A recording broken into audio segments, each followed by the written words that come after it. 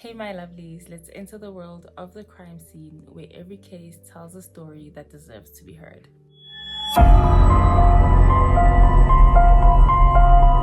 Today's story is a toughie. I heard about this a couple hours ago and I just had to cover it. This is Lesego Pase and Kaone's story. Lesego Pase, who is the mother of Kaone, shared a very heartbreaking story on Instagram. Lesego got a call from the father of her child telling her that their son, who was 3 years old, had drowned. The father then told her that the son was rescued by the 2 nannies that worked at his house. When she asked about the details of what happened, she just got some vague answers, which made her pretty suspicious. It's important to note that Kaone lived with his father after he gained custody of their son. So the father kept pushing for a burial and it just made Lesego very suspicious, which prompted her to go to the police.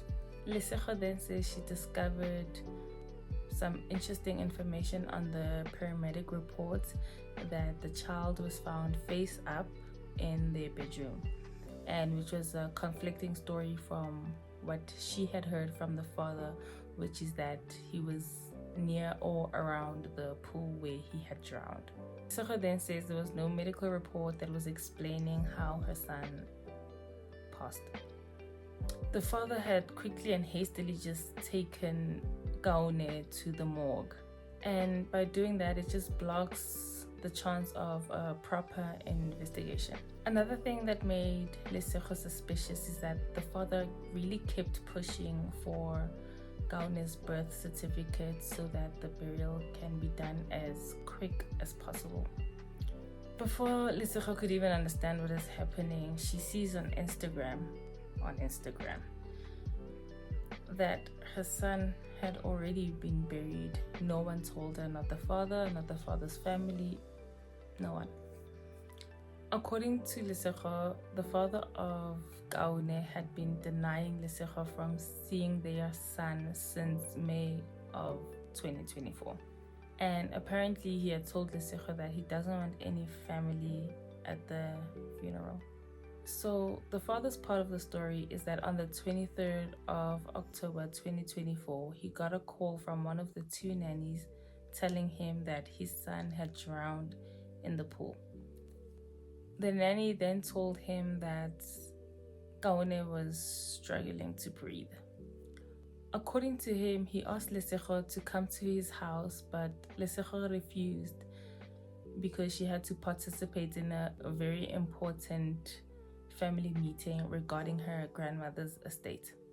Now, with the public reaction, most people seem to be siding with Lesego, wondering why is he rushing the funeral process?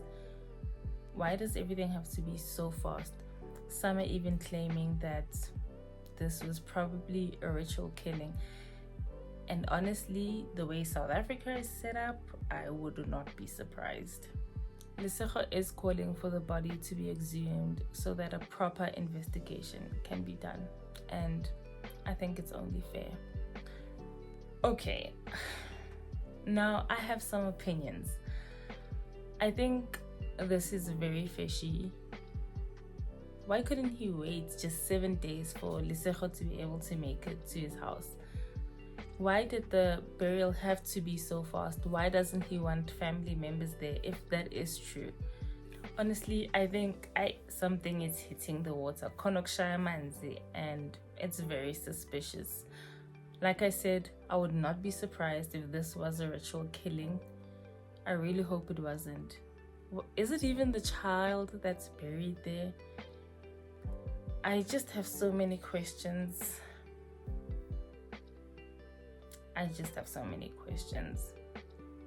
There's a letter or a report that I read that he wrote, probably through his lawyer, and it just seems that he's blaming Lesego for everything. He's blaming Lesego for burying his child without her because she didn't want to come. It's all Lesego's fault. There's nothing that he did that was wrong. And My question is, how do you bury a child without the mother there? It doesn't make sense, especially if the mother wants to attend. It would be a different story had Lesego just said, you know what, go on and bury the child without me. But that's not what happened. But anyway, this is still a developing story. As soon as more information comes, I'll try my best to cover it. And that's it for today. Thank you guys for watching. Please subscribe and I'll catch you guys on the next crime scene.